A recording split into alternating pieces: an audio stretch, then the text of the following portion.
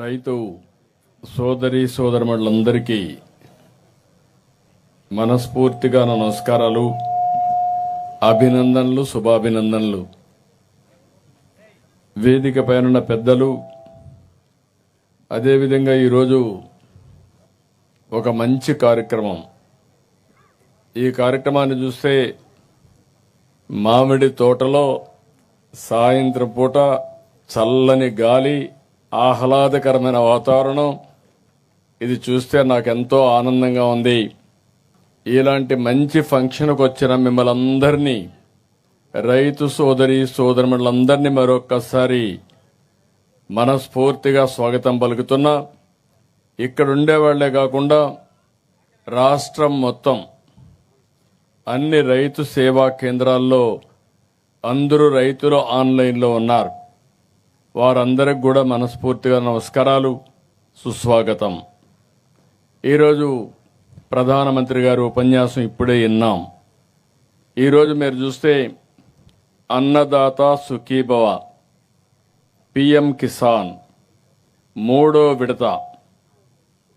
ఈ కార్యక్రమంలో అటు ప్రధానమంత్రి గారిని చూస్తే అస్సాంలో ఉండి దేశం మొత్తం అందరి అకౌంట్లో డబ్బులు ఇదే సమయంలో పడిందంటే అది టెక్నాలజీకి ఉండే మహిమ. అదే సమయంలో కేంద్రం ఇవ్వాల్సిన డబ్బులు అక్కడ రిలీజ్ చేస్తే మనం ఇక్కడ రిలీజ్ చేశాం. అవన్నీ మీ అకౌంట్లో ఇప్పుడు వెరిఫై చేసుకునే పరిస్థితికి వచ్చారంటే టెక్నాలజీ ఏ విధంగా పనిచేస్తుందో మీరందరూ గుర్తుపెట్టుకోవాల్సిన అవసరం ఉంది. ఈరోజు ఎన్నికల ముందు నేను, పవన్ కళ్యాణ్ గారు రాష్ట్రం మొత్తం తిరిగి మళ్లీ రాష్ట్రాన్ని పునర్నిర్మాణం చేస్తామని, రైతుల్ని పూర్తిగా ఆదుకుంటామని ఆ రోజు మాట ఇచ్చాం. అందుకే సూపర్ 6 చెప్పాం. ఇంకా కొన్ని సంక్షేమ కార్యక్రమాలు హామీ ఇచ్చాం. ఆ తర్వాత బీజేపీ కూడా కలిసి ఎన్డీఏ కూటమిగా ఏర్పాటయ్యాం.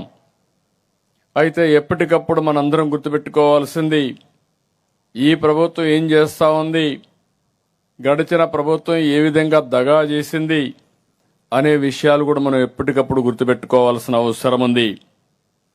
ఈరోజు ఈ ఒక్క కార్యక్రమంలో మీరు చూస్తే మూడో విడత 46,85,000 మందికి రైతులకు, ఒక్కొక్క రైతుకు 6,000 రూపాయలు డిపాజిట్ చేస్తున్నాం. అటు కేంద్రం గాని ఇటు రాష్ట్రం గాని. ఇంకొక పక్కన మీరు ఒకసారి చూస్తే ఈ ఒక్క విడతలోనే రాష్ట్ర ప్రభుత్వం మొత్తం కలిసి 2,676 కోట్ల రూపాయలు మీ అకౌంట్లో వేశాం. ఇందులో రాష్ట్ర వాటానే 1,874 కోట్లుంది. 7,000 రూపాయలు, మూడో విడతలో 6,000 రూపాయలు. అంటే మొత్తం కలిసి ఈ సంవత్సరంలో ప్రతి ఒక్క రైతు అకౌంట్లో 20,000 రూపాయలు జమ చేసిన ఘనత ఎన్డీఏ ప్రభుత్వానికి దక్కింది. ఈ విషయం రైతులందరూ కూడా గుర్తుపెట్టుకోవాల్సిన అవసరం ఉందని విజ్ఞప్తి చేస్తున్నా.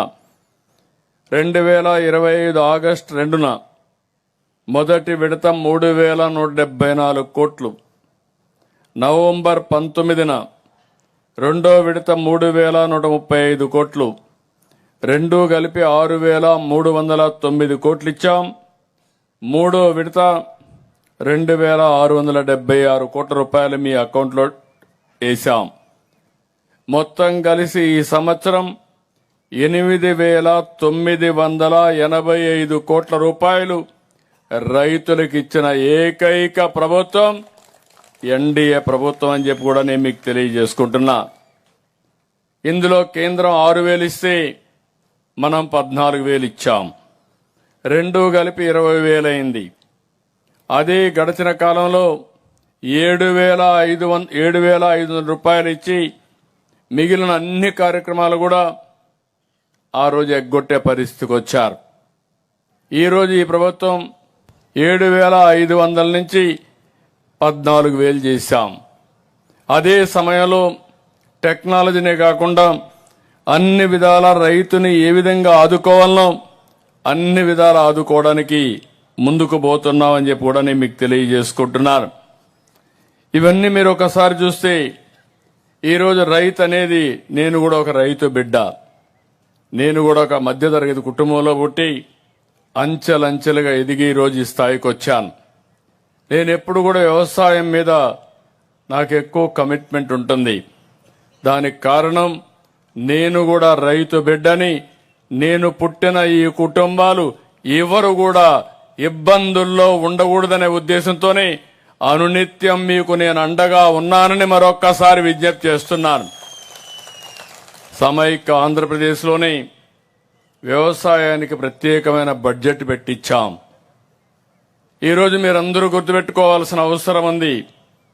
కృష్ణా జిల్లాలో నీళ్లు సరిగా రాకపోతే పంటలు సకాలంలో పెట్టలేకపోయాం. ఆ సమయంలో ఓసారి నీళ్లు లేటుగా రావడం, నీళ్లు లేటుగా వచ్చిన తర్వాత పంటలు పెడితే అనేక సార్లు తుఫాన్లో ఆ పంటలు చిక్కుని రైతన్న చాలా ఇబ్బంది పడే పరిస్థితికి వచ్చారు. ఆ రోజు నేను ఒకటే ఆలోచించాను, ఏ విధంగా సరే మీకు న్యాయం చేయాలని పోలవరం ప్రాజెక్టు వస్తున్నా, పోలవరం ప్రాజెక్టు వచ్చే మునిపే పట్టసీమ పెట్టి పోలవరం ద్వారా ఆ నీళ్లు, గోదావరి నీళ్లు కృష్ణా జలాలకు కలిపిన ఘనత ఈ ప్రభుత్వాన్ని. దీనివల్ల ఈరోజు మీరు ఒక్కసారి ఆలోచిస్తే మామూలు తుఫాను కంటే ముందే పంటలు వెంటగడుతున్నారు. అదే మాదిరిగా అక్వాకల్చర్కు నీళ్లు పుష్కలంగా ఇవ్వగలుగుతున్నాం. ఇవన్నిటి వల్ల కృష్ణా జిల్లాలో, కృష్ణా డెల్టాలో ఏదైతే వ్యవసాయం సుస్థిరమైంది, మనకి ఇవన్నీ ముందుకొచ్చే పరిస్థితికి వచ్చాం. రైతులు మీరందరూ ఒకటి గుర్తుపెట్టుకోవాల్సిన అవసరం ఉంది. ఇలాంటి సందర్భంలో నేను చెప్పవలసిన అవసరం ఉంది. నేను 4వ సారి ముఖ్యమంత్రి మీ అందరి యొక్క ఆశీస్సులతో. ఆ రోజు మేము ఆలోచించినప్పుడు ఒకే మాట చెప్పాం, ఈ రాష్ట్రాన్ని పునర్నిర్మాణం చేస్తాం. చాలా కష్టాలున్నాయి, ఇబ్బందులున్నాయి, అయినా కూడా చేసే బాధ్యత తీసుకుంటామని ఆ రోజు చెప్పాం. ఈరోజు రాష్ట్రంలో చూస్తే అప్పుల సుడిగుండంలో ఉంది. ఆంధ్రప్రదేశ్ రాష్ట్రం యొక్క ఇమేజ్ దెబ్బతినింది. పెట్టుబడులు పెట్టేవారు రాకుండా పోయారు. ఆదాయం తగ్గిపోయింది. కేంద్ర పథకాలు కూడా ఉపయోగించలేని పరిస్థితులున్నారు. ఎక్కడ చూసినా అభివృద్ధి అరాకొర జరిగి చాలా ఇబ్బందులు వచ్చాయి. ఈ 20 నెలల్లో ఒక్కొక్క అడుగు ముందుకేశాం. అదే సమయంలో సమస్యలన్నీ పరిష్కారం చేసుకుంటూ మనం ముందుకు పోయే స్థాయికి వచ్చాం. కానీ సమస్యలన్నీ పరిష్కారం చేశామని నేను చెప్పడం లేదు. కానీ ధైర్యంగా చెప్పగలుగుతున్నా, ఇన్ని సమస్యలు పెట్టుకుని మీకు న్యాయం చేసిన ఏకైక ప్రభుత్వం ఎన్డీఏ ప్రభుత్వం అని చెప్పి మరొక్కసారి మీకు విజ్ఞప్తి చేస్తున్నా. 2025 47 లక్షల మెట్రిక్ టన్నులు ధాన్యాన్ని సేకరించాం. 24 గంటల్లో మీ అకౌంట్లో డబ్బులేసిన ఘనత ఎన్డీఏ ప్రభుత్వాన్ని చెప్పి కూడా నేను మీకు తెలియజేస్తున్నా. ఇంకొక పక్కన ప్రకృతి విపత్తులు వచ్చినప్పుడు వివిధ పంటలకి ఇన్పుట్ సబ్సిడీ ఇచ్చాం. దగ్గర మీరు చూస్తే 310 కోట్ల రూపాయలు నష్టపరిహారం ఇచ్చాం. గిట్టుబాటు ధర కోసం 500 కోట్ల రూపాయలతో ధరల స్థిరీకరణ నిధి పెడితే ఈరోజు ఇక్కడే మామిడి తోటలో ఉన్నాం. మామిడి పంటకు కూడా గిట్టుబాటు ధర రాలేదు. రైతు చాలా ఇబ్బంది పడ్డాడు. పక్కన తమిళనాడులో, కర్ణాటకలో గిట్టుబాటు ధర కాదు కదా, ₹1 ఇవ్వకపోతే కాదు, మనకు బాధ్యత ఉందని ప్రతి ఒక్క కేజీకి ₹4 చొప్పున రైతుకు గిట్టుబాటు ఇచ్చిన ఏకైక ప్రభుత్వం ఎన్డీఏ ప్రభుత్వం. పొగాకు దెబ్బతింటే 200 కోట్ల రూపాయలు ఖర్చు పెట్టి పొగాకు కొనుగోలు చేశాం. ఉల్లిపాయలు రేటు పడిపోతే 1 ఎకరాకి పూర్తిగా నష్టపోతే 1 హెక్టార్కి 50,000 రూపాయలు ఆర్థిక సహాయం చేశాం. టమోటా దెబ్బతింటే ఆదుకున్నాం. కోకో వంటి పంటలు ఓసారి దెబ్బతింటే దానికి కూడా మద్దతు ధర ఆదుకున్నాం. ఇప్పటికి మీరు చూస్తే 1338 కోట్ల రూపాయలు నష్టపోయిన రైతాంగానికి అండగా ఈ ప్రభుత్వం నిలబడింది. నేను ఒకే ఒక విషయం మిమ్మల్ని కోరుతున్నాను. నేను ఒక విజన్ 2047 తయారు చేశాం.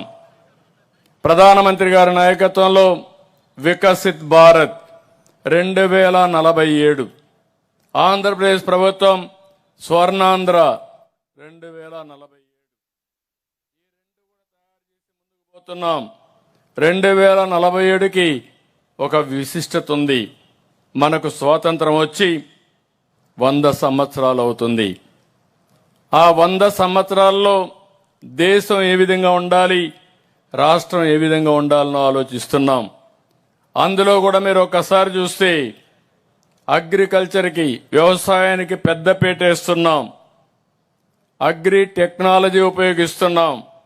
నేను ఇక్కడ వచ్చినప్పుడు నేను చూస్తే చాలా సంతోషం. ఈ మామిడి చెట్లలో కూడా మామిడి కాయలకి కవర్లు పెట్టి ఆధునికతతో ముందుకు పోతున్నారంటే చూసినప్పుడు నాకు చాలా సంతోషం కలిగింది. ఇప్పుడే మీ పొలాల్లో చూశాను, డ్రోన్ పెట్టి విత్తనాలన్నీ జల్లే పరిస్థితికి వచ్చారు. పక్కనే వెళ్ళాను, వెళితే డ్రిప్ పెట్టి ఈ యొక్క వంగ గాని వంకాయలు గాని ఆ తోటలన్నీ వేసే పరిస్థితికి వచ్చారు. ఇక్కడే ఈరోజు కృష్ణా జిల్లాలో ఎక్కువ రొయ్యలు గాని చేపలు గాని పండిస్తారు. ఈరోజు ఆధునీకరణ తీసుకొస్తున్నాం. దీనివల్ల మీరు ఒక్కసారి చూస్తే అంత మునుపంతా కూడా మీరు చాలా ఇబ్బందులు పడ్డారు.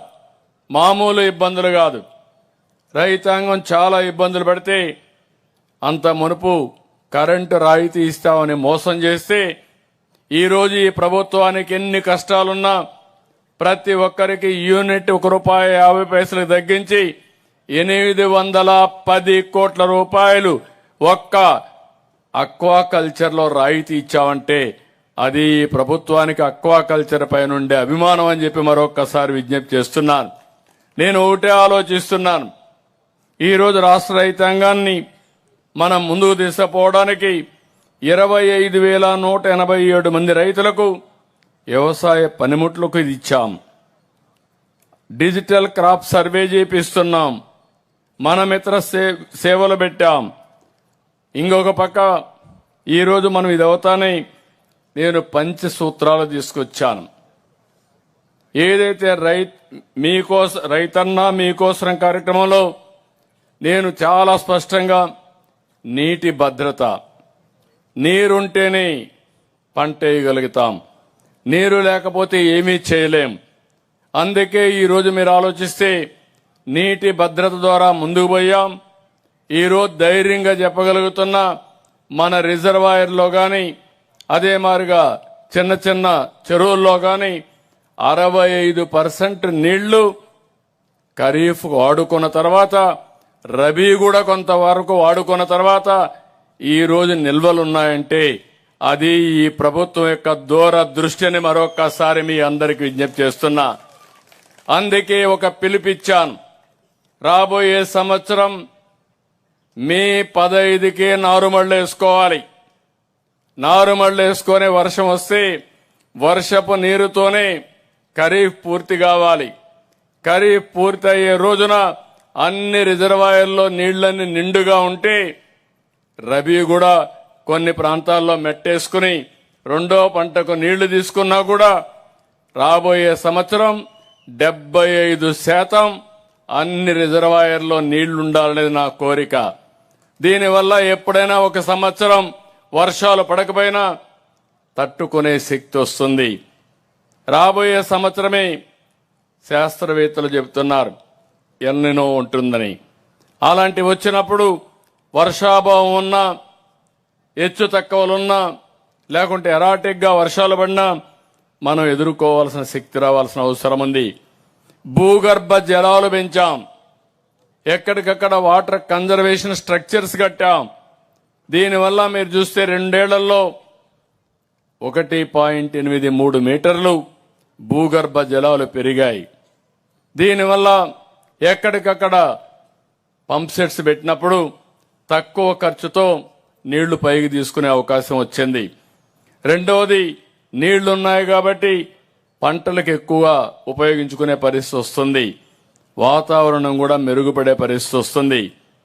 అదే మాదిరిగా ఈరోజు కేబినెట్లోనే చాలా స్పష్టంగా చెప్పాం, అన్ని ప్రాంతాల్లో కాలవల్లో పూడికి తీయడం, ఇంకొక పక్క ఎక్కడికక్కడ డ్రైనేజీలన్నీ కూడా పూర్తిగా ఎక్కడికక్కడ ఇవన్నీ డ్రైనేజీస్ అన్ని క్లీన్ చేయమన్నాం.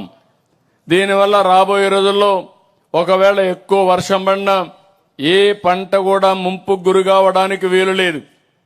అదే సమయంలో చివరి భూములు కూడా నీళ్లు ఇచ్చే బాధ్యత తీసుకోవాలి. సాగునీటి సంఘాలు పెట్టాం, ఎన్నికలు పెట్టాం, ఎంపిక చేశాం. సాగునీటి సంఘాలకు ఇంకొక బాధ్యత కూడా చెప్పాను. కాలువలు చూడడమే కాదు, మీ ప్రాంతంలో నీటి భద్రత ఇచ్చే బాధ్యత ఈ సాగునీటి సంఘాలదని మరొకసారి మీ అందరికి విజ్ఞప్తి చేస్తున్నాను. మనుషులు తాగడానికి నీళ్లు గాని, వ్యవసాయానికి నీళ్లు గాని, పరిశ్రమకు నీళ్లు గాని ఇచ్చే బాధ్యత వీళ్ళు తీసుకోవాల్సిన అవసరం ఉంది. అదేవిధంగా ఎక్కడికక్కడ భూగర్భ జలాలు పెంచాలి, చివరి భూములకు నీళ్లు ఇవ్వాలి.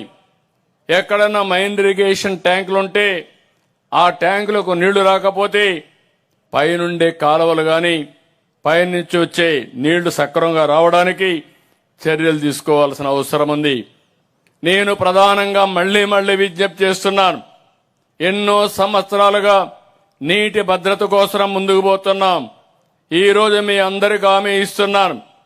ఆ రోజు పోలవరం ప్రాజెక్ట్ ని ప్రతి సోమవారం పోలవరంగా డిక్లేర్ చేసి నేను పర్యవేక్షించి 72% పూర్తి చేశాను. డయాఫామ్ వాల్ పూర్తి చేశాం. గవర్నమెంట్ మారింది, సీతకన్నేశారు. సీతకన్నేసి ఏజెన్సీ మార్చి, ఇంజనీర్లు మార్చి అనాదన చేశారు. గోదావరిలో ఒక్కొక్కసారి ఉన్న పళంగా ఉధృతంగా వర్షపు నీరు వస్తాయి. అలాంటిది 20 లక్షల నుంచి 30 లక్షల క్యూసెక్స్ నీళ్లు వచ్చి ఏదైతే మనం కట్టిన డయాఫామ్ వాల్ మీద పోయింది, ఆ వాల్ అంతా కూడా పూర్తిగా దెబ్బతినింది. కాపాడుకోవలసిన డయాఫామ్ వాల్ ని కాపాడకుండా పోయి ఈ పని చేసిన దానివల్ల 440 కోట్ల రూపాయలతో పూర్తి చేసిన ప్రాజెక్ట్ ని ఇప్పుడు మళ్లీ ప్యారల్ గా ఇంకొక డయాఫామ్ వాల్ కి 1000 కోట్ల రూపాయలు ఖర్చు పెట్టాం. ఒక వ్యక్తి చేసిన తప్పు ఎంత పెను ప్రమాదం చేస్తుందో మనం గుర్తుపెట్టుకోవాలి. ఈ రోజు మీరు చూస్తే సమయం కూడా పోయింది, మళ్లీ ఈ ప్రభుత్వం వచ్చింది, ట్రాక్ లో పెట్టాం. ఈ రోజు మీ అందరికీ హామీ ఇస్తున్నా, రాబోయే సంవత్సరం గోదావరి పుష్కరాల కంటే ముందు పోలవరం పూర్తి చేసి ఆ నీళ్లు కృష్ణాకు అనుసంధానం చేస్తాం. ఇప్పుడు పట్టసీమ ద్వారా వస్తున్నాయి, రేపు గ్రావిటీ ద్వారా కృష్ణా డెల్టా మొత్తం సస్యశ్యామలం చేసే బాధ్యత ఈ ప్రభుత్వాన్ని. ఒక పట్టుదలతో పనిచేస్తున్నాం, ముందుకు తీసుకెళ్తున్నాం.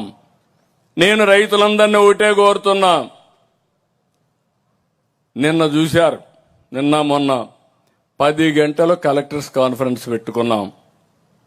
ఈరోజు మళ్లీ కేబినెట్ మీటింగ్ పెట్టుకున్నాం. నేను కూడా ఒక మాట చెప్పేసి వెళ్లిపోవచ్చు, లేకుంటే ఉపన్యాసాలు ఇచ్చేసి వెళ్లిపోవచ్చు. ఉపన్యాసాలు ఇచ్చి వెళ్లిపోతే పనులు అవ్వవు.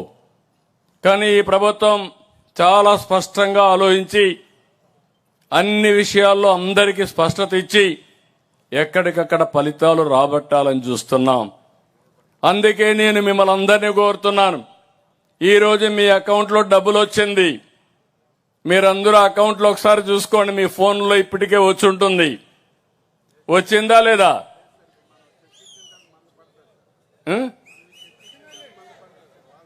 ఇంకా మంది వేయలేదా? వేసారా లేదా? ఎంత పడ్డాయి? 99% పడ్డాయి. పడ్డాయా? పడ్డాయని వాళ్ళు తేలి పైకెత్తండి. 99% వచ్చాయి. ఫోన్లు లేని వాళ్ళు ఉంటే తప్ప అందరికీ వచ్చాయి, చూసుకోండి, ఒకసారి చెక్ చేసుకోండి.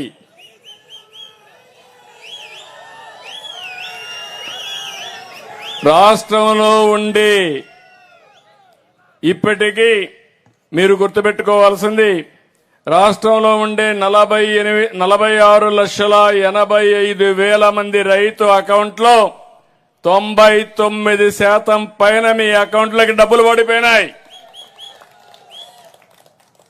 మీటింగ్కి వచ్చారు ప్రధానమంత్రి గారు, వాళ్ళు ముందు బటన్ నొక్కారు, కేంద్రం డబ్బులు వచ్చింది. ఆ మీటింగ్ అవుతాన్ని మనం బటన్ నొక్కాం, మన డబ్బులు కూడా మీ అకౌంట్లోకి వచ్చాయని చెప్పి నేను మీకు తెలియజేస్తున్నా. దీంతో నేను ఆగడం లేదు, రైతాంగాన్ని సిద్ధం చేయాలనుకుంటున్నాను. నేను చెప్పిన 5 పాలసీల్లో రాబోయే వారంలో 6 రోజులు ఈ రైతుకు సంబంధించిన నాయకులందరూ మీ ఇళ్లకు వస్తారు, ప్రతి రైతును కలుస్తారు, మీ యోగక్షేమాలు తెలుసుకుంటారు, ఈ ప్రభుత్వం ఏం చేస్తుందో ఆ విషయాలు కూడా మీకు ఎక్స్ప్లెయిన్ చేస్తాం. 1 నీటి భద్రత, 2 డిమాండ్ ఆధారిత పంటలు. మీరు ఈ విషయం గుర్తుపెట్టుకోవాలి. భవిష్యత్తులో పాత రోజుల మాదిరిగా అందరం ధాన్యమే పండిస్తే, వరే పండిస్తే ఇప్పుడు వరి తినేవాళ్ళు లేరు. ఎందుకంటే చాలా మంది ఎవరైతే బియ్యం తింటామో వాళ్ళకు డయాబెటిక్ వచ్చే పరిస్థితి వస్తూ ఉంది, కార్బోహైడ్రేట్స్. అందుకే ఆహారపు అలవాట్లు మారిపోయినాయి. ప్రోటీన్ తింటున్నారు, ఎగ్ తింటున్నారు, ఫిష్ తింటున్నారు, చికెన్ తింటున్నారు, కూరగాయలు తింటున్నారు, పళ్ళు తింటున్నారు, ఇవన్నీ వచ్చాయి. అందుకే నేను కూడా ఆలోచించాను, ఏదో మొండిగా పోతే గోడ దెబ్బ తగులుతుంది, అట్లా కాకుండా తెలివిగా పోతే ఎప్పటికప్పుడు ఎన్ని సమస్యలు వచ్చినా అధిగమించే శక్తి మనకు వస్తుంది. ఆ శక్తిని ఇవ్వడానికి మీకు అండగా ఎప్పుడూ ఈ ప్రభుత్వం ఉంటుందని మరొక్కసారి తెలియజేస్తున్నా. అందుకే రాష్ట్రం మొత్తం డిమాండ్ ఆధార పరిశ్రమ పంటలు, రాయలసీమ హార్టికల్చర్తో ముందుకు పోతాం. ఈ ప్రాంతంలో కూడా హార్టికల్చర్ వస్తే అవన్నీ ప్రోత్సహిస్తాం. ఈరోజు ఇక్కడ నూజివేడు పరిసరాల్లో నూజివేడు మామిడి చాలా పాపులర్గా ఉంటుంది, దీన్ని కూడా మనం ముందుకు తీసుకెళ్దాం. అరకు కాఫీ, గుంటూరులో మిరప, పసుపు, అనేక వాణిజ్య పంటలున్నాయి. ఇంకో పక్క ఇక్కడ చూస్తే బ్రహ్మాండంగా పామాయిల్ అయితే మనం అందరం గుర్తుపెట్టుకోవాలి. ఎవరి వల్ల మీ జీవితాలు బాగుపడుతున్నాయో అలాంటి వారిని, ఆ పార్టీని ఎప్పుడూ గుర్తుపెట్టుకోవాలి. ఈ రోజు రాయలసీమలో, ముఖ్యంగా ఆంధ్రప్రదేశ్లో పామాయిల్ వచ్చిందంటే అది ఎన్టీ రామారావు గారు చూపించిన చొరవ, ఆయన తీసుకున్న ఒక నిర్ణయం. ఈరోజు అలాంటి పామాయిల్లో నేను ఆలోచించింది, ఏదైతే ఇంటర్నెట్ క్రాప్ రావాలని కోకో ప్రోత్సహించాం. రేపు రాబోయే రోజుల్లో ఏలూరు దగ్గర కోకో సిటీ మ్యానుఫ్యాక్చరింగ్ కోసం 500 ఎకరాల్లో ప్రపంచంలో ఎక్కడా లేదు. అలాంటి కోకో సిటీ ఇక్కడ తీసుకొచ్చే బాధ్యత ఈ ప్రభుత్వాన్ని చెప్పి కూడా నేను మీకు తెలియజేస్తున్నా. ఈ విధంగా ఈ ప్రాంతంలో అక్వా కల్చర్కి ముందుకు పోతాం.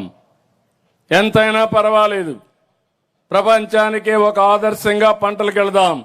కాబట్టి మీరు కూడా మీ ప్రాంతంలో ఏ పంటలు వేయగలుగుతారో చర్చించండి. ఫార్మర్స్ ప్రొడ్యూసర్స్ ఆర్గనైజేషన్లు పెట్టుకుందాం, దళారీ వ్యవస్థ లేకుండా చేద్దాం. మీకు అండగా మేము ఉంటాం. అన్ని విషయాల్లో అగ్రిటెక్ను ఉపయోగిద్దాం, డ్రోన్లు ఉపయోగించుకుందాం, మైక్రో ఇరిగేషన్ పోదాం. నేను అనేక సందర్భాల్లో చెప్పాను. ఈరోజు మీరు చూస్తే 90% కొంతమంది ఎస్సీ ఎస్టీ రైతులకు సబ్సిడీ ఇస్తున్నాం, పెద్ద రైతాంగానికి 50% ఇస్తున్నాం. కొన్ని ప్రాంతాల్లో 90% కూడా సబ్సిడీ ఇచ్చి రైతాంగాన్ని పూర్తిగా ఆదుకుంటున్నాం. ఇంకో పక్క సెటిలైట్ ద్వారా ఎప్పటికప్పుడు సమాచారాన్ని సేకరిస్తున్నాం, భూసార పరీక్షలు చేస్తున్నాం. ఇప్పుడు మీకు ఒక యాప్ ఇప్పుడే చూశాను, ఒక ఆడబిడ్డ ఆపరేట్ చేసి నాకు చూపించింది. అందులో చాలా వరకు మీకు డీటెయిల్స్ అన్నీ ఉన్నాయి. టెంపరేచర్ ఎంత ఉంది, భూసారం ఏ విధంగా ఉంది, ఏమేమి డెఫిషియన్సీస్ ఉన్నాయి, ఏమైనా తెగులు వస్తుందా, తెగులు వచ్చిందా మీరు ఒకసారి చెక్ చేసుకునే ఏర్పాటు చేశాం.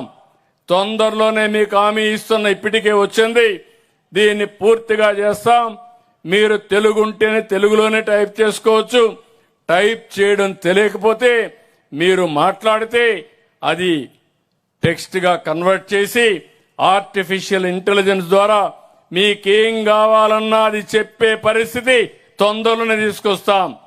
మీరు సైంటిస్ట్ కావాలనుకుంటే ఏ అగ్రానమిస్ట్, ఆర్టిఫిషియల్ ఇంటెలిజెన్స్ అగ్రానమిస్ట్ మీకు అందుబాటులో ఉంటారని చెప్పి కూడా నేను మీకు తెలియజేసుకుంటున్నా.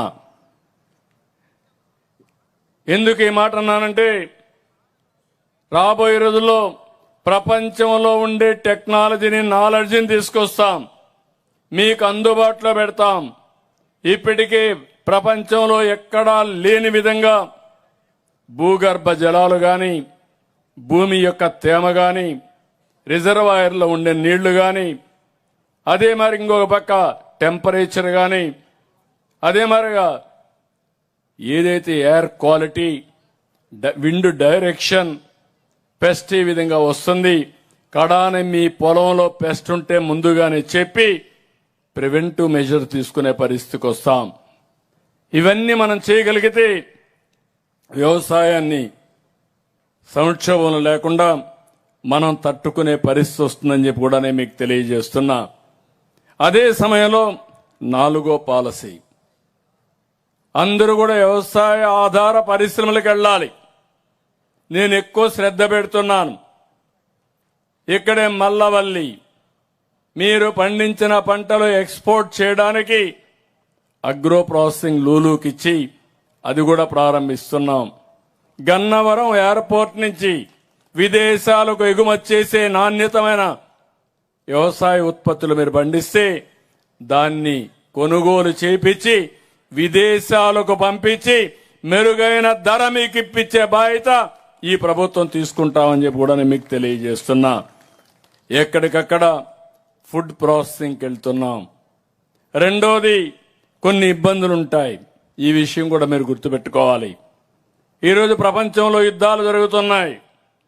యుద్ధం జరిగినప్పుడు ఎక్కడికక్కడ లాజిస్టిక్స్ అన్ని డిస్టర్బ్ అవుతున్నాయి. ఒకప్పుడు మన రాయలసీమలో పండించే అరటి దుబాయ్కి, గల్ఫ్ దేశాలకు వెళ్లేది. ఇప్పుడు దానివల్ల కొంత ఇబ్బంది వచ్చింది. ఇక్కడ పంపించే మన దేశం నుంచి ఎగ్స్ అన్ని కూడా గల్ఫ్ విదేశాలకు పంపించేవారు. ఇప్పుడు అవి పోయే పరిస్థితి లేదు. ఇప్పుడు లోకల్ మార్కెట్లో అమ్మినప్పుడు ఆటోమేటిక్ గా రేటు పైన ప్రభావం ఉంటుంది. అయితే మీరందరూ ఒకటి గుర్తుపెట్టుకోవాలి. ఈరోజు మనం చూస్తున్నాం, ఎల్పీజీ కూడా ఇబ్బంది వచ్చే పరిస్థితి వచ్చింది. కానీ ఎవరు కూడా పానిక్ అవ్వాల్సిన పని లేదు. ఒక కేబినెట్ వేసాం, ఒక సబ్ కమిటీ పెట్టాం, ఎప్పటికప్పుడు పర్యవేక్షిస్తాం, వాస్తవాలు మీకు చెప్తాం. మిమ్మల్ని పూర్తిగా ఆదుకోవడానికి అటు కేంద్రం ఇటు రాష్ట్రం సిద్ధంగా ఉన్నామని మరొకసారి మీ అందరికీ విజ్ఞప్తి చేస్తున్నాను. సంక్షోభం చాలా జాగ్రత్తగా చేయాల్సిన అవసరం ఉంది. నేను ఎప్పుడు కూడా ఏ క్రైసిస్ వచ్చినా ఆ క్రైసిస్ ను కూడా ఒక అవకాశంగా మార్చుకుని ఇబ్బంది లేకుండా చేయడం ఈ ప్రభుత్వం యొక్క ప్రత్యేకత అని చెప్పి కూడా నేను మీకు తెలియజేస్తున్నా. అందుకనే ఇది ఒక మనకు ఓసారి మనం ఎన్ని మంచి పనులు చేసినా మనకు తెలియకుండా బయట వాతావరణం, బయట పరిస్థితులు మనల్ని ప్రభావితం చేస్తాయి. అలాంటి యుద్ధ పరిణామాలు కూడా మనకు ఇబ్బంది కలిగిస్తున్నాయని చెప్పి కూడా నేను మీకు తెలియజేస్తున్నా. ఏదేమైనా మనం ధైర్యంగా ఫేస్ చేయాల్సిన అవసరం ఉంది. సమర్థవంతంగా ఎదుర్కోవాల్సిన అవసరం ఉంది. ఇంకొక పక్కన ప్రభుత్వం కూడా మద్దతు. నేను 5 ప్రిన్సిపల్స్ పెట్టుకున్నాను. ఒకటి, నీటి భద్రత. ఈ ప్రాంతంలో చింతలపూడి కూడా రావాలి. చింతలపూడి ప్రాజెక్టు లిఫ్ట్ ఇరిగేషన్ వస్తే కొన్ని లక్షల ఎకరాలకు నీళ్లిచ్చే పరిస్థితి వస్తుంది. మెట్ట ప్రాంతాన్ని ఆదుకునే పరిస్థితి వస్తుంది. తొందరలోనే ప్రారంభించి ఈ ప్రాజెక్టును కూడా పూర్తి చేసే బాధ్యత ఈ ప్రభుత్వం తీసుకుంటామని హామీ ఇస్తున్నాం. 2 డిమాండ్ ఆధార పంటలు, అగ్రి టెక్, ఎక్కడికక్కడ టెక్నాలజీ ఉపయోగించడం, ఫుడ్ ప్రాసెసింగ్, ప్రభుత్వం ఇచ్చే మద్దతు 20,000 ఇచ్చాం. గిట్టుబాటు ధర రాకపోతే ఆదుకుంటున్నాం. మీరు పండించిన వరి ధాన్యాన్ని కొని సకాలంలో డబ్బులు ఇచ్చాం. ఇలాంటివన్నీ చేసి ఈరోజు మనం ముందుకు పోతున్నాం. ఇదే సందర్భంలో నేను ఆ రోజు చేసింది ప్రత్యేకమైన బడ్జెట్ వ్యవసాయానికి పెట్టాను. ఇప్పుడు వ్యవసాయ యూనివర్సిటీ ఉంది, టెక్నాలజీ యూనివర్సిటీలు వస్తున్నాయి, ఇంకో పక్కన వెటనరీ కాలేజీలు యూనివర్సిటీలు ఉన్నాయి, అగ్రికల్చర్ యూనివర్సిటీ ఉంది, హార్టికల్చర్ యూనివర్సిటీ ఉంది. నిన్నే కొత్త ఆలోచన చేశాం. నేను సమైక్య ఆంధ్రప్రదేశ్లో ఐఎస్బి పెట్టాను, ఇండియన్ స్కూల్ ఆఫ్ బిజినెస్. వ్యాపారం చేయాలంటే, పారిశ్రామికవేత్తలను తయారు చేయాలంటే ఆ బిజినెస్ స్కూల్ ద్వారా తయారు చేశాం. ఈరోజు దేశంలోనే మొట్టమొదటిసారిగా ఈరోజు ఐఎస్సి ఆలోచిస్తున్న ఇండియన్ స్కూల్ ఆఫ్ అగ్రికల్చర్, అంటే ఇండియన్ స్కూల్ ఆఫ్ వ్యవసాయానికి ఒక పెద్ద ఇన్స్టిట్యూట్ ఆఫ్ ఎక్సలెన్స్ పెట్టి ప్రపంచంలో ఉండే టెక్నాలజీస్ అన్ని తీసుకొచ్చి మీకు ఆదాయం పెరగాలంటే ఏం చేయాలనో అనునిత్యం మీకు అందించే బాధ్యత ఐఎస్ఏ తీసుకునేట్టుగా ఒక కార్యక్రమానికి శ్రీకారం చుట్టాం. అందులో టెక్నాలజీ కానీ, ఫుడ్ ప్రాసెసింగ్ కానీ, ఫుడ్ హ్యాబిట్స్ కానీ, ఇంకో పక్క నాలెడ్జ్ కానీ అన్ని అనుసంధానం చేస్తాం. ఈ రోజే మీరు చూస్తున్నారు, మిమ్మల్ని అందరినీ గుర్తుపడడానికి ఆధార్ తీసుకొచ్చాం. ఈరోజు ఆధార్ ద్వారా ఈకేవైసీ చేసి ఎప్పటికప్పుడు మీరు వచ్చే పని లేకుండా స్పష్టతతో అన్ని కార్యక్రమాలు చేస్తున్నాం. ఈరోజు అదే తరహాలో గోదావరి తీసుకొచ్చాం. అన్ని పశువులకి ఆధార్ తరహాలో రికగ్నైజ్ చేసి మనుషుల్ని ఎట్లయితే ఐడెంటిఫై చేస్తామో పశువులన్నిటిని ఐడెంటిఫై చేయబోతున్నాం. ఆ పశువుల ఆరోగ్యం, అవి ఇచ్చే దిగుమతి, లేకపోతే ఎంత మనం ఫాడర్ పెడుతున్నాం, ఇవన్నీ కూడా చేసి తద్వారా ఆదాయం పెంచే బాధ్యత ఈ ప్రభుత్వం తీసుకుంటాం. ఇక్కడ ఒక్క విషయం మీరు గుర్తుపెట్టుకోవాలి. ఈరోజు మీరు చూస్తే రాష్ట్రంలో ఎక్కువ ఆదాయం వచ్చేది వ్యవసాయ రంగంలో, డైరీ, పౌల్ట్రీ, లైవ్ స్టాక్ లో వస్తుంది. రెండో ఆదాయం అక్వాకల్చర్కి వస్తా ఉంది. అదే సమయంలో హార్టికల్చర్కి వస్తా ఉంది. దగ్గర 60-70% భూమి వ్యవసాయం చేస్తున్నాం. వ్యవసాయం 4వ ప్లేస్, చాలా తక్కువ ఆదాయం వస్తుంది. వరి వల్ల అనుకున్న ఆదాయం రాదు, కానీ మనకు అలవాటు అయింది. దీనికి ప్రత్యామ్నాయ పంటలు, ఎక్కువ దిగుబడి వచ్చేటివి, లేకుంటే ఆదాయం పెరిగే మార్గాలు మనం చూసుకోవాల్సిన అవసరం ఉందని చెప్పి కూడా మీకు తెలియజేస్తున్నా. నేను ఈరోజు రియల్ టైం గవర్నెన్స్ పెట్టాం. ఈ విషయం అందరూ గుర్తుపెట్టుకోవాలి. నేను 3 హామీలు ఇస్తున్నాను. ఒకటి, సంక్షేమ కార్యక్రమాలు. నేను ఆ రోజు చెప్పిన సంక్షేమ కార్యక్రమాలు ఈరోజు చెప్పిన తేదీకి ఇవ్వాలని, కేంద్రం ఎప్పుడు ఇస్తే ఆ రోజునే అన్నదాత సుఖీభవ పిఎం కిసాన్తో అనుసంధానం చేస్తామని చెప్పిన మాట నిలబెట్టుకున్నాం. అదే సమయంలో తల్లికి వందనం, నేను ఆ రోజు చెప్పాను, తల్లికి వందనం, ఎంతమంది పిల్లలుంటే అంతమంది పిల్లలకి 15,000 రూపాయలు మీ అకౌంట్లో జమ చేసే బాధ్యత తీసుకుంటామని చెప్పాం, మాట నిలబెట్టుకున్నాం. మూడోది స్త్రీ శక్తి. మా ఆడబిడ్డలు ఎక్కడికి పోయినా ఈరోజు తక్కువ వచ్చారు, కానీ మా రైతులు, ఆడబిడ్డలు తక్కువ రైతులు ఉన్నారు. కానీ ఎక్కడికి పోయినా ఈరోజు చూస్తే జల్సాగా ఎవరిని అడిగే పని లేకుండా ఆర్టీసీ బస్సుల్లో ఫ్రీగా మీరు ప్రయాణ సౌకర్యం ఏర్పాటు చేసిన ప్రభుత్వం ఈ ఎన్డీఏ ప్రభుత్వం అని చెప్పి కూడా నేను మీకు తెలియజేస్తున్నా. ఒకప్పుడు తల్లిని చూడాలంటే భర్త పర్మిషన్ కావాలి, బిడ్డ డబ్బులు ఇవ్వాలి, ఇప్పుడు ఎవ్వరి పర్మిషన్ అవసరం లేదు. కూతుర్ని చూడాలంటే, తల్లి పోవాలంటే కష్టం. ఎవరైనా ఉద్యోగం చేస్తే వాళ్లకు ఇబ్బందులు.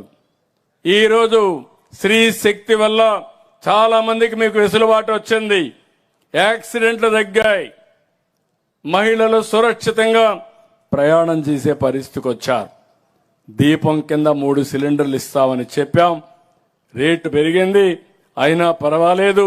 చెప్పిన మాట నిలబెట్టుకోవడానికి నా ఆడబిడ్డలకు అండగా ఉంటానని మరొక్కసారి హామీ ఇస్తున్నా. ఈరోజు మీరందరూ గుర్తుపెట్టుకోవాలి, మొదటి తారీఖు వస్తే గుర్తొచ్చేది పేదల సేవలు. ముఖ్యమంత్రి మొదలుకొని, ఎమ్మెల్యే మొదలుకొని, గ్రామాల్లో ఉండే ఎన్డీఏ కార్యకర్తలు కూడా మీ ఇంటి దగ్గరకు వస్తున్నారు, మీ దర్శనం చేసుకుంటున్నారు. 4,000, 10,000, 15,000, 6,000 ఇచ్చే ఏకైక ప్రభుత్వం భారతదేశంలో ఆంధ్రప్రదేశ్ రాష్ట్రం. ఈరోజు ఒక్క విషయంలో మీ అందరిని, ఎందుకంటే నేను కూడా మీకు చాలా ఇవ్వాలనుకుంటున్నా, కానీ ఖజానా చూస్తే మాత్రం చాలా ఇబ్బందులున్నాయి. ఎత్తుక్కుంటున్నా, కష్టపడుతున్నాం, అభివృద్ధిని ట్రాక్ లో పెట్టాం. మత్స్యకారులకు ఇచ్చాం, చేనేత కార్మికులకు ఇచ్చాం, ఆటో డ్రైవర్లకు ఇచ్చాం. ఈ విధంగా మనం చెప్పుకుంటూ పోతే పూజారులు మొదలుకొని మౌజములకి, ఇమాములకి, పాస్టర్లకు అందరికీ సహాయం చేస్తున్నాం. కానీ ఈరోజు ఇంకొక విషయం మనం గుర్తుపెట్టుకోవాల్సింది, సంక్షేమం ఎంత ముఖ్యమో అభివృద్ధి కూడా అంతే ముఖ్యం. అభివృద్ధి జరిగితే ఆదాయం పెరుగుతుంది, సంపద సృష్టించబడుతుంది. అందుకే 21 లక్షల కోట్ల రూపాయలు పెట్టుబడులు వచ్చాయి. ఇవి వస్తే 23 లక్షల మందికి ఉద్యోగాలు వస్తాయి. ప్రతి కేబినెట్ లో క్లియర్ చేస్తున్నాం. ఎక్కడికక్కడ వార్ ఫుటింగ్ లో ముందుకు తీసుకుపోతున్నాం. రాబోయే 3 సంవత్సరాల్లో చెప్పిన ప్రాజెక్టులు పూర్తి చేసి మన యువతకు ఉద్యోగాలు ఇప్పించే బాధ్యత మేము తీసుకుంటామని మీ అందరికీ హామీ ఇస్తున్నా. మూడోది మీరు గుర్తుపెట్టుకోవాలి, ఒకప్పుడు మీ రోడ్లు ఎట్టున్నాయో చూస్తున్నారు. ఎక్కడ చూసినా గోతులు పడిపోయినాయి. మనం ప్రయాణం చేసే పరిస్థితిలో లేం. నేను అడుగుతున్నా ధైర్యంగా, ఇంకా చేయాలి, డబ్బులు కావాలి. ముందు కంటే రోడ్లు బాగున్నాయా లేదా అని మిమ్మల్ని అడుగుతున్నా. బాగున్నాయంటే గట్టిగా చెప్పండి. దీనికోసమే దాన్ని ఒక లక్ష్యంగా పెట్టుకుని ఇంకా ముందుకు పోతున్నాం. ఇది కాకుండా సుపరిపాలన ఇస్తానన్నాను. మీరు గుర్తుపెట్టుకోవాలి, ఈరోజు అన్ని సేవలు ఆన్లైన్లో మీకు వచ్చేస్తున్నాయి. ఎక్కడా ఎత్తుక్కునే పని లేదు, మీరు ఎవరి దగ్గరికి పోయే పని లేదు. ఈరోజు ఏది కావాలన్నా, సర్టిఫికెట్లు కావాలన్నా, పర్మిషన్లు కావాలన్నా, ఏది కావాలన్నా ఆన్లైన్లో రియల్ టైంలో మీ ఇంటి దగ్గర ప్రొవైడ్ చేసే బాధ్యత తీసుకున్నా. సంక్షేమ కార్యక్రమాలు, ప్రభుత్వ సేవలు మీకు సక్రమంగా అందుతున్నాయా లేదా అని ఒక పక్క టెక్నాలజీ ఆడిట్ చేస్తున్నా, ఇంకొక పక్క ఎక్కడికక్కడ IVRS పంపించి మీ ఒపీనియన్ తీసుకుంటున్నా. ఎవరైనా సరిగా పనిచేయకపోతే చేపిస్తున్నాం. దీనివల్ల కూడా మీకు మెరుగైన సేవలు అందించే పరిస్థితికి వచ్చింది. ఇప్పుడు ఇవన్నీ చేస్తూనే వ్యవసాయాన్ని ఒక ప్రత్యేకమైన శ్రద్ధ పెట్టాను. రాబోయే 1 సంవత్సరంలో మీ ఆరోగ్యాన్ని బాగు చేయడం కోసం నేను సంజీవిని ప్రాజెక్ట్ తీసుకొస్తున్నాం. AI డాక్టర్ ఉంటాడు మీ అందరికీ, మీ పిల్లలకు ట్యూటర్ ఉంటాడు. మీ టీచర్ బాగా పనిచేయకపోతే ట్యూటర్ టీచ్ చేసి ఏం కావాలన్నా టీచ్ చేయడానికి, అక్కడ బ్యాక్లాగ్ ఉంటే నేరుగా తల్లులు కూడా ఆ ట్యూటర్ చెప్పి మీ పిల్లల్ని బాగా చదివించే బాధ్యత తీసుకోవచ్చు. పరీక్షలు కూడా మీరు కండక్ట్ చేసే పరిస్థితికి వస్తుంది. అదే మాదిరిగా అగ్రానమిస్టులు తీసుకొస్తాం. ఇవన్నీ వస్తే చాలా వరకు మీకు ఉపయోగపడుతుంది. ఇంకొక విషయం కూడా మీరు గుర్తుపెట్టుకోండి, ప్రకృతి వ్యవసాయం ఇది చాలా ముఖ్యం. నేను పదే చెప్తున్నాను, ఇది పెద్ద గేమ్ చేంజర్గా తయారవుతుంది. మన ఆరోగ్యం, మనం పండించే పంటలకు మెరుగైన ధర లభించాలంటే ప్రకృతి సేద్యానికి వెళ్ళాలి. ఈరోజు మనం తినేది క్రిమి సంహారక మందులు కొట్టిన తిండిని, ఎరువులేసిన తిండి తింటే మన ఆరోగ్యం ఏమవుతుందో మీరే గుర్తుపెట్టుకోండి. అందుకని పంజాబ్లో నేను చూశాను, పంజాబ్ నుంచి ఢిల్లీకి ఎవ్రీడే 2 ట్రైన్లు వెళ్తాయి. ఒకప్పుడు అన్నదాతగా ప్రఖ్యాతగాంచింది. దేశానికే రైస్ బౌల్గా పంజాబ్, ఆంధ్రప్రదేశ్ ఉండేది. ఈరోజు ఈ 2 ట్రైన్స్ లో క్యాన్సర్ పేషెంట్లు ఢిల్లీకి తీసుకుపోతున్నారంటే అక్కడ ఎక్సెస్ యూరియా వాడి ఆరోగ్యం చెడగొట్టే పరిస్థితికి వచ్చారు. ఈ విషయంలో నేను అందుకే పదే పదే చెప్తున్నాను. ఇప్పుడే ప్రధానమంత్రి గారు చెప్పారు, 3,000 రూపాయలకి ఇచ్చే యూరియా 300 రూపాయలకి ఇస్తా ఉంటే అందరూ కూడా యూరియా వాడేసి కడాన భూమిని కూడా నిస్సారం చేస్తున్నారు. మీ పొలానికి ఒక్క యూరియానే వేస్తే తద్వారా ఫలితాలు రావు. మన బాడీ కోసం, మన శరీరం కోసం ఏ విధంగా మనం అనేక వస్తువులు తింటాం. ప్రోటీన్ తింటాం, ఫ్యాట్ తింటాం, మినరల్స్ తింటాం. అప్పుడే సమతుల్యమైన ఆహారం, దీనివల్ల ఆరోగ్యం మెరుగ్గా ఉంటుంది. మనం సరిగా తిండి తినకపోతే, అదే మరి పరిపుష్టమైన ఆహారం లేకపోతే ఆటోమేటిక్గా డెఫిషియన్సీ వస్తాయి, అక్కడి నుంచి సమస్యలు వస్తాయి. అందుకే నేను చెప్తున్నా, ప్రకృతి సేద్యంతో మనం ముందుకు పోయి ట్రేసబిలిటీ పెట్టుకొని సర్టిఫికేషన్ పెడితే ఇప్పుడు వచ్చే ధర కంటే ఎక్కువ ధర వస్తుంది. 15 లక్షల మంది రైతులు చేస్తున్నారు. 8,168 గ్రామాల్లో చేస్తున్నారు. 18 లక్షల ఎకరాల్లో చేస్తున్నారు. రాబోయే రోజుల్లో 50 లక్షల ఎకరాల్లో ప్రకృతి సేద్యం చేయాలని ముందుకు పోతున్నాం. ప్రకృతి సేద్యంలో డ్రోన్లు కూడా ఉపయోగించవచ్చు. ఏదైతే ఈరోజు మనం వాడే జీవామృతం, ఇవన్నీ కూడా డ్రోన్ ద్వారా కొట్టే పరిస్థితి వస్తుంది. ఈ విషయాన్ని కూడా మీరు గుర్తుపెట్టుకోవాల్సిన అవసరం ఉంది. అందుకే నేను ఈరోజు మిమ్మల్ని అందరినీ కోరుతున్నా, నేను ఏదైతే ఒక బ్లూ ప్రింట్ తయారు చేశామో దీన్ని మీరందరూ కూడా అర్థం చేసుకోవాల్సిన అవసరం ఉంది. ఈరోజే మనం చూసాం, ఇప్పుడే మన వాళ్ళు ఇస్తున్నారు, ఒక లిస్ట్ ఇచ్చారు. మొత్తం 45,94,945 మంది రైతులకి మనం డబ్బులు ఇవ్వాల్సి వస్తే టోటల్గా ఈ డబ్బులన్నీ పిఎం కిసాన్ కింద దీని కింద మొత్తం వచ్చినప్పుడు ఇప్పటి వరకు 45,83,684 మంది రైతులకి 99.75% సక్సెస్ఫుల్ గా మీకు డబ్బులు చేరింది. అంటే 0.25% 100%లో. అంటే ఇవన్నీ చూసినప్పుడు డబ్బులు కూడా 99.63% వెళ్ళింది. ఫెయిల్ అయింది 11,261 మాత్రం ఫెయిల్ అయినాయి. దానికి కారణం మీ అకౌంట్స్ మార్చడం, ఇంకా టెక్నికల్ ప్రాబ్లమ్స్ రావడం. అది కూడా రేపు మార్నింగ్ అంతా కరెక్ట్ చేసి ఇవన్నీ కూడా చేస్తామని చెప్పి కూడా నేను మీకు తెలియజేస్తున్నా. ఫైనల్గా నేను ఒకటే కోరుతున్నా, ఈరోజు ఈ కార్యక్రమంలో నేను రాష్ట్రంలో ఉండే ప్రజలందరి సహకారం కోరుతున్నా. సమిక్షేమం ఎంతవరకు వీలైతే అంతవరకు ఇచ్చుకుంటాం, ముందుకు పోతాం. దాంట్లో ఏమాత్రం అనుమానం లేదు. ఇచ్చే సమిక్షేమాన్ని కూడా పగడ్బందీగా ఇస్తాం. చివరి వ్యక్తికి చేరే వరకు అన్ని జాగ్రత్తలు తీసుకుంటాం.